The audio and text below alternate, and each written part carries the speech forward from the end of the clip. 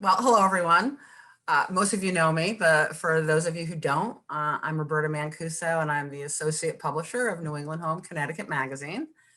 Thank you for joining us today for your opportunity to meet our editorial and sales team working in the Connecticut market, and for a peek behind the scenes of our beautiful new fall issue, and also for some insight into what we're looking for in terms of content and how to get published with us. Pre-COVID, we would be meeting with you at one of our many events, which I terribly miss, I have to say, or coming to your offices in person, which obviously is still not highly recommended right now. So we thought hosting a Zoom event to facilitate this would be the next best thing. Before I turn this over to Jenna Talbott, our editor-in-chief, I would like to acknowledge our publisher, Kathy Bush-Dutton. Hi, everybody. I miss you all. I need people. That's an understatement. And I'd also like to introduce Beth Emerick, who is our new sales manager. Beth comes to us with vast experience working in the home design market, and we are thrilled to have her mostly covering Greenwich and New York. So Beth, you could say a few words if you'd like. Hello. I just hope I can see you all in person very soon, just like everyone else. I'm missing that contact. So really happy to be on board. Thank you. And we're very happy to have you. So now I'm going to go this way over here on my screen and turn this over to Jenna Talbott and let her take it away. Great. Thank you, Roberta. And thanks, Kathy and Beth and everyone who was able to join us today. We're really happy you're here. And like Roberta said, it's a sorry substitute for seeing people in person. But I don't know, we're getting in the hang of this, of being little tiny speaking squares in your computer screen. So I am joined today by our contributing editor, Kaitlin Madden, who I don't know if she's on your left, but she's on mine. And then our editor at large, Clinton Smith, who is on the right. And as Roberta had said, I'm the editor-in-chief. I think I introduced myself this spring in our first Zoom. This is the second time I've seen you since then. So hello, it's another season. We're really excited about this fall issue and really looking for ways to keep ourselves available and to introduce ourselves to you time and again and to share this issue. Kaitlin and Clinton are both in the Connecticut market physically. I am up in Boston, but as soon as I can, I will be making visits down your way to continue our relationship in the Connecticut market. So I don't know, Kaitlin, if you want to say a few words about yourself, just a little by way of introduction, not to put you on the spot. Sure. I'm just going to unmute myself. Yeah. I hope you can hear. I have some construction going on at my house, which is very on brand, but also very annoying. Yeah. But yes, I am in Connecticut. I am the former managing editor at New England Home up in Boston, and then for a few years, I moved around the country, and I'm now back in Connecticut. I'm in Easton, and have been back working with New England Home since I think about February, and was supposed to be down here just attending a whole bunch of events and meeting people, and obviously that hasn't happened. But I would still love to hear from everybody. I don't know if you can circulate my email. I'd love to see any projects you're working on, new products in retail stores, anything like that would be awesome. Events in Zoom or in person, I'd love to know about it all. Right, yes, that would be excellent. And what about you, Clint? What can you tell us about you? I know you've met a lot of these folks already. Sure. Hi, everybody. It's good to see you virtually. As Roberta and Kathy said, I miss people. So I'm eager to be able to get together, and hopefully sooner rather than later. In the meantime, I work on New England Home and New England Home Connecticut. I have a front of book column called Smith on Style, always looking for stories to tell, tastemakers, shop owners, shopkeepers, new products, any style trends, and would love to hear from you. I'm primarily in the Bedford, New Canaan area and also in Manhattan. So sort of all over a little bit. Great, thank you.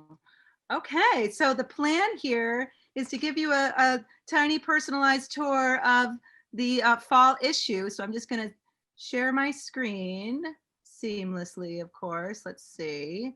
And I'm just going to go to full screen mode. Okay. Oops, and I'm on the wrong page, of course. Let's see if I can get back to the.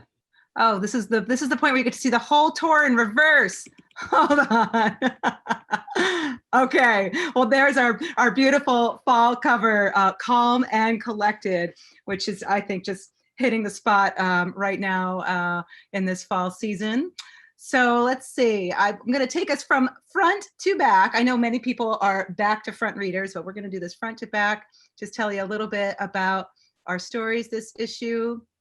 Kicking off our front section, which we call Here and There, is a Good Bones, is where we focus on projects of particular architectural intrigue. This issue, we feature a timber frame house like no other. The homeowner was inspired by a visit to the historic tabernacle in Martha's Vineyard and enlisted New Energy Works to create a perfect circle. Jenna? Oh, yeah. We can only see a black screen. You can't see the screen? No, we don't have the cover wasn't up. Nothing's been up. Oh, this is terrible. I'm not sure why that would be. Let's see, if I go, I'm gonna hit out of, when is this, can you see it now? Yep. Okay, so I guess when I go to full screen mode, it doesn't work. Well, good thing I didn't get too far. Well, there's our cover, so everyone catch up. Here's our Good Bones opener. So yes, this is a story, a particularly architecturally intriguing story. New Energy Works, we call the circle in a square. It's literally a circle formed with timber frame and joinery by New Energy Works. Everyone can see this okay now? We're all good technically there? Okay. All right, and next up in our departments, this is Smith on Style. This is Clinton's page. We do something a little different each issue, just depending on what's new and what's next deemed by us on the design scene. In this issue, Clinton connected with Patrick Maley and checked in with him, his shop in Greenwich, which opened last winter, I believe. It's bright and colorful. He's got great new things in. And we have some wonderful photos from that in this issue. Let's see, next up, we always cover things we love. And sometimes this is what's new in showrooms or new in collections, anything that comes over our radar that's particularly beautiful and exciting that we want to share with you all. Here we have this new, very sculptural black and white lighting, and then this textile line, which is now available stateside. Via Lee Jofa. It's very exciting. This is 2 pages this issue. I'm only showing you the openers of these features. So we'll pick up an issue. You can read the whole story.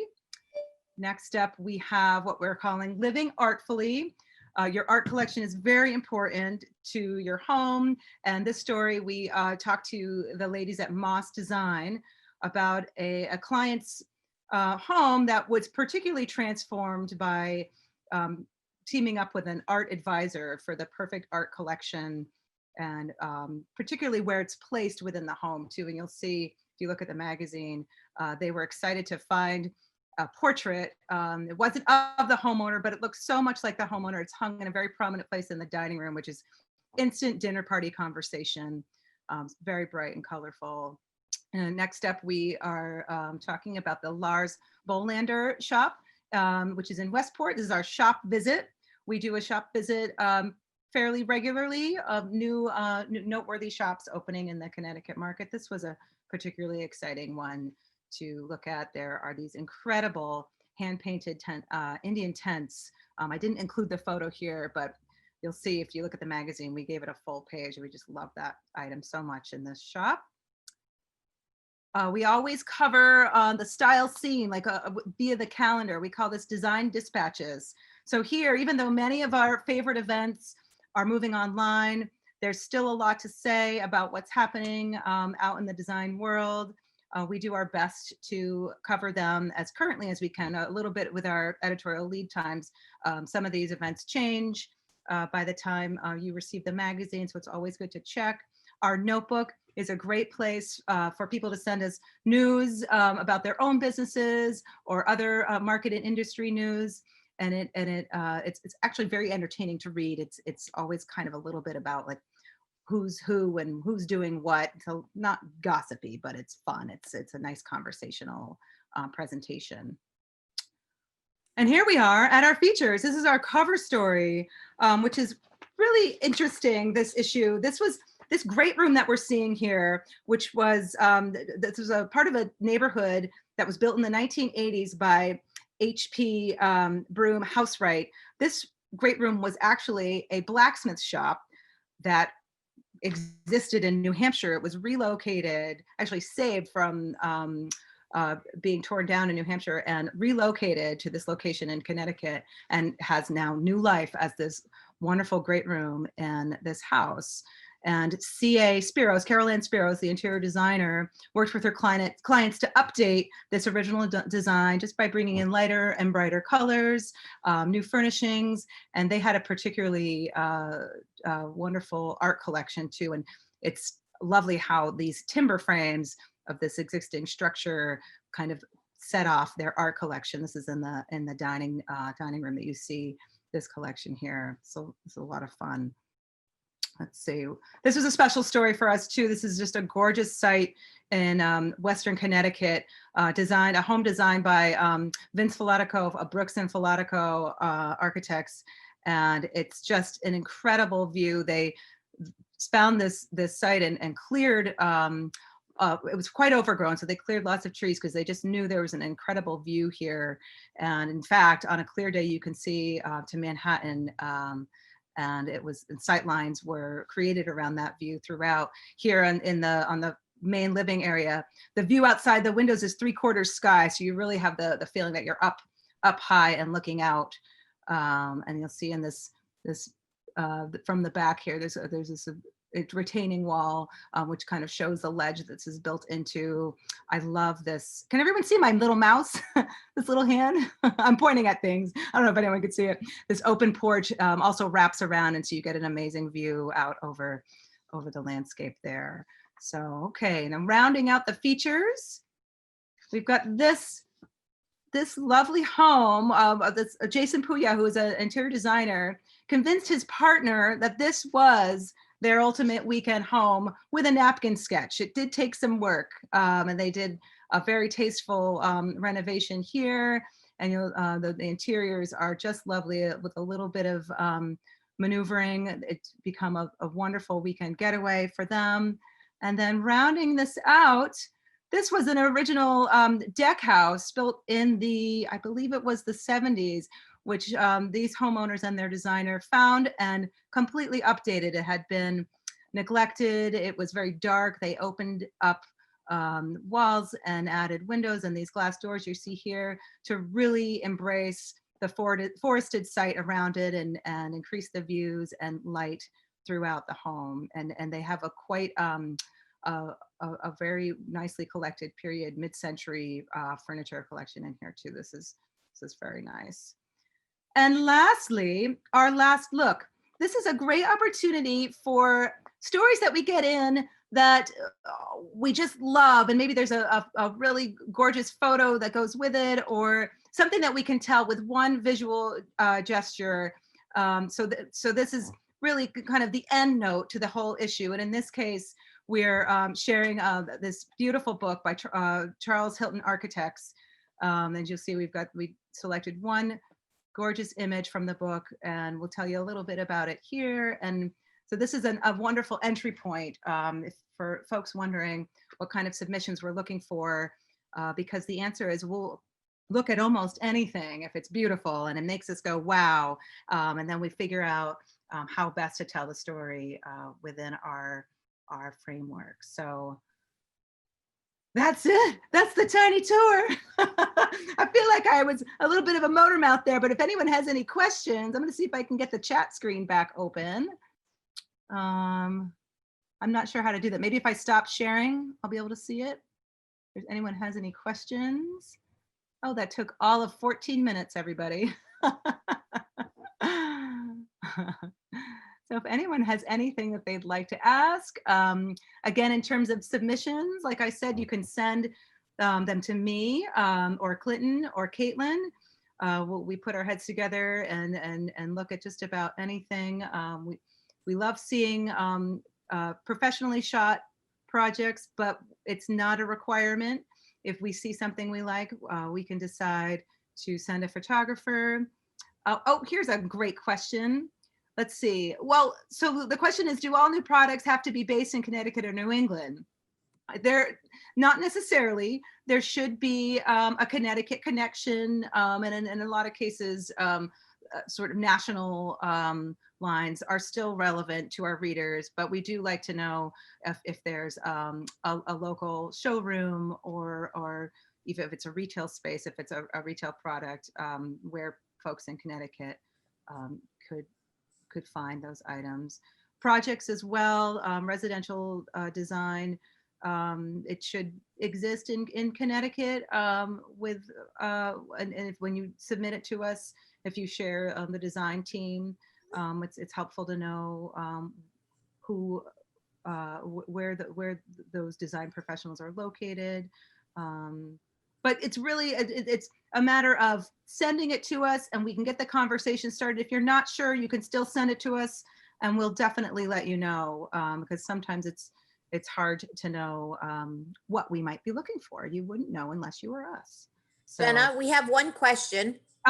Is what are some of the home interior trends we're seeing in this COVID environment?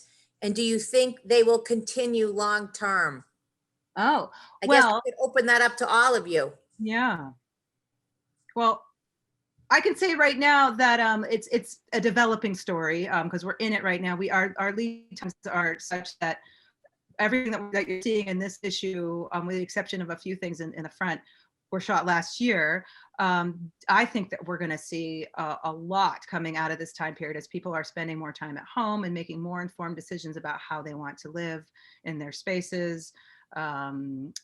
Work from home spaces. If you have a large family, requires a private space for maybe more than one child to be on a Zoom meeting, as well as more than one parent on a Zoom call. I think there's a lot that we will start seeing as a result of this time spent at home. So if anyone else wants to sort of jump in on that too. No, I think that's totally accurate. Also, people are, creating their own learning pods at home and building those out. And also this increased focus on outdoor living and creating their own resorts at home because, a lot of people aren't comfortable traveling right now or can't travel. So they're really making those investments in pools if they can get one built. Yeah, right. Get on the list. Yeah. Yeah, exactly. And other beautiful landscaping. And I think that's certainly not going to go away. Exactly. I agree. I think it's just a big turn, especially towards like just functionally living in your home. Like I have spaces that were like, it was like a breakfast nook and we just cleared it out when my kids stopped going to school and we're like, okay, great. This is now our little schoolhouse. Yeah. And then in terms of design too, I just think there's a big push now with designers who might have only offered in-person services, like making that leap to e-design and kind of just figuring that out trial by fire. Too. Exactly. Let's see, was there a follow-up to that one? Okay. I mean, someone asked about shooting with COVID restrictions. And I think that's something that we take kind of case by case in terms of photo shoots. And with, certain respect to the homeowner's comfort level, we definitely understand if you'd like to submit a project, if you're a design professional and you haven't been able to photograph it due to COVID, it's okay to still get that conversation started with us. And as things change, we can be in touch when it can be photographed. There was a follow-up to that too. We will review if you've had your project professionally shot and determine whether or not that works for our purposes, and that there's a variety of reasons why that would or maybe not work for us. And so some of the follow-up questions there, even if you've had your project shot, is if we can get back in and take additional photography for our storytelling purposes. Occasionally, it works out just right for the way we want to tell the story that we can purchase rights from your photographer or use what you've already done. But we take that kind of case by case and feel it out. Everyone that we send out for photo shoots is observing all the safety practices that are either mandated or required, and we wear masks and keep crew sizes down to a minimum. So. Jenna, there's another question. What will be the approximate due date for the next issue's submissions? Oh, that's a great question, because there are no due dates. It's a rolling admissions process. So I think if you've got something ready, don't hesitate and put that email together with all the information. But don't worry, you won't miss the deadline. It's a process that's very fluid. And things are always happening for various reasons. Something may move around in our upcoming lineup. It's just the time is now. Send it when it's ready, and we'll take it from there. Okay, I got another one. Okay. Because given recent migration from New York to the suburbs, especially Connecticut, do you think that the content might pivot, given you may grow your audience? Well, something that's interesting, and it's kind of top of mind right now, is we do have this new title, Next, which is in a really great position for this new audience with the migration from New York to the suburbs. So hopefully that audience will grow, and those stories will be shaking out over the next 6 months to a year or 2 years, depending on how quickly folks hire a designer and get their home all perfect and ready to go. But it'll be interesting. I mean, I think that's an editor's job, is to stay in touch and in contact and see how things evolve and respond to the market as the market grows and changes. And Next was the perfect segue, because her part 2 with this question was, are you seeing trends related to these first-time home buyers? Well, I can't say that specifically, but I wonder, Kaitlin, you're kind of on the forefront of that. Do you want to speak to that at all? Yeah, sure. Jenna and I were talking about this a few weeks ago, that I'm also part co-founder of a design service in Fairfield County called The Finish. And we basically just help people who have gotten like 75% of the way done with their homes, just kind of like finish off their spaces. And I think one of the big things we're seeing with the people that are coming out of the city is like, they have these huge homes for the first time, and they're just like, just completely overwhelmed by just what to do. And like, they also just aren't used to like decorating like a great room, and just like with the scale and the art and the drapery. And I think people just kind of need a little more direction and help than ever before, because it's just a totally different type of like when you're used to living in a small space and maximizing every square inch, and now you're like, buy all this furniture and put it in your home and it still looks completely empty. It's just, so I think it's just people from the city just need more help trying to figure out how to live in these suburban homes. Yeah. I think that hand-holding is so important and often gets overlooked. To your point, they're coming sometimes with absolutely nothing, whereas a tiny sofa to put in a big room. And you have to think sometimes they don't even have a car. So, I mean, they're just sort of being transplanted. And I think that transition, is a real challenge. And also why, especially if you have children, some children in school, some doing remote learning. So it's really, in many cases, people's worlds have been turned upside down. So I think the more empathy the design community can give these people as they're making their decisions, I think is going to be so important. Yes, and I think we're going to see that play out over the next year and beyond, depending on how things go. But it's exciting. I wish for those days when my house was empty and I had just come from a smaller place. Somehow I filled it with plants and books. Do we have anything else? These are great questions, though, everybody. Thank you. I don't see anything else coming in right now. There was one that we got in advance that we talked about. Let's see. I mean, I think that this is a really, really just unprecedented time right now. And it's absolutely, the home has become so central to everyone's lives. It's where we all are. So I guess maybe the silver lining, or one way to look at it, is that there could be great things that we see evolve from the way people are living in their homes right now. And it'll be exciting. I'd like to think of it that way, to cover those stories. probably at least a year from now, though, I think, as things kind of percolate. So I'm not seeing any more questions. no more questions. Well, let's see. Well, we're already looking ahead to the winter issue and spring and summer all simultaneously. I would love to see landscapes. We can look at multi-room renovations, full houses. Let's see. I think basically anything you'd like to show us that would make us say, wow. You want to share your email address? Oh, hey, sure. Okay. Should I put it in chat? Yes. Okay. Well, I'll tell you what it is. It's my email is J as in Jenna, Talbott, TALBOTT @nehomemag.com. And I'll put that out there. And maybe Clint and Kaitlin, you can put yours in there as well. Whoops. And then how do people capture that? Well, once the Zoom is over, that's gone, but at least they get a visual, I guess, of what our emails are. I see it's on your screen. You see it. Okay. I think it's on everybody's screen right Everyone should have that because I tried to make sure I went to all panelists and attendees. Oh, great. Oh, excellent. Oh yeah. And here I like to talk to people on Instagram as well. That's my Instagram handle. Just DM me. Kaitlin, can you do it? I did. Great. Okay. Oh, and someone pointed out our emails are in the magazine, and it's true they are. That must be you have a magazine on your lap. Our Instagrams are too, at least some of us. Yeah.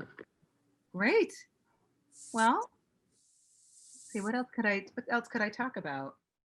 Does anyone have anything else? You want to talk about Next just for a few seconds about what the whole purpose of Next is? And yes, absolutely. So, and it relates to what we were just talking about because I think it's in a perfect position to be of a service to folks who are just now relocating to the suburbs or to Connecticut from the city.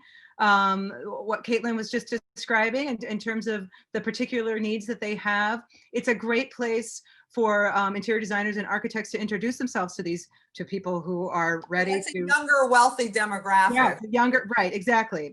Right. Often with young families or hoping to start a family and have a number of children in the home, or even I think young professionals too who might be working remotely now or working from anywhere, but looking for a little more space and a simpler pace or way of life.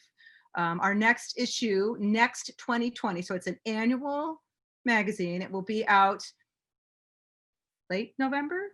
December 1st, I think. December 1st, okay. We're wrapping up that issue right now. So all those stories that you'll see in that next issue are set, but absolutely looking for things for future issues. And it would be great to get some of these projects. I'd love a story in there of a young family that has made the move during this pandemic and had a fantastic experience with their designer and or architect. So this could be a big year for next year too. We have another question that I can answer. Someone's asking, they said they want to hear about our other titles such as Rise and the Cape and Islands. So for New England Home Cape and Islands, that is sent to obviously folks living on Cape Cod, Martha's Vineyard, and Nantucket. It comes out for the season. So it's published every year about the week before Memorial Day, and we mail it. So with the plan that it will be arriving in people's mailboxes as they're getting to their vacation homes for the summer. And then we also distribute it on obviously newsstands throughout the Cape and Islands and to some areas of greater Boston of homeowners that we know have identified themselves with second homes. So we cover that. And that again comes out once a year. And then Rise, which we're going to take a break from in 2021. However, it's going to be included in the May-June issue of New England Home in 2021. It will be a special section which will focus on stylish city living. And it's not just Boston. We try to include Portland, Maine, Providence, Rhode Island, Stamford, if we can get, a great project. So that will continue, but in 2021, with more people leaving the city than coming to the city, we're gonna scale that back just a little bit for next year. Mhm. I hope that answered your question, Cannon. And I think that there are a certain segment of the population that has chosen to stay and continue being city dwellers. Absolutely. Yeah. So while there might be this big migration to the suburbs and folks looking for more space, there are people who are like this. This is where I live. I'm a city dweller, and this is their needs are also unique too in this time. We've talked to some interior designers up here who have experienced that with their clients. So. And they're looking for a second home. Exactly. Yeah. Great. Oh, who can answer this question? Where can the magazine be purchased in Westchester? I'm not going to be able to pull up the best bet. I can't pull up my It is there on news. Okay, everything will go away. Whole Foods. Definitely you'll find us. I don't know exactly the other places in Westchester per se, but Linda, we can follow up with you and I can give you some names. I know we have your email address. I can send you some places specifically where you can purchase it on the newsstand. Definitely any Barnes and Noble for sure. Well, I would just want to say if Linda is a trade professional, which I assume that she is, that you should connect with Beth and we can get you on our comp list. Great. And then Elizabeth is asking us if Next is just focused on Connecticut or all of New England. And we can answer that for this year, for this edition that's coming out in December 1st, it is Next just for the Connecticut region. And anybody can contact me too if they want more information about Next. Okay. Okay, All right. let's see, Well- is there anything else? Nope, that's all I've got. Yep. Well, that was short and sweet. Sometimes Zooms go on forever.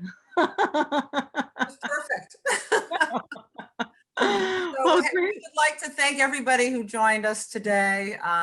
If you have any follow-up questions, well, as Cannon said, all our emails are in the magazine, but Yeah. you can reach out to any one of us and ask for more information about editorial, marketing, whatever it may be. Thank you so much for your time today. We really appreciate it. We can't wait to see you guys in person and enjoy the rest of the day. Thanks. Yeah. Thanks, everybody. Thank you. Bye-bye. Thank you. Bye-bye. Bye-bye.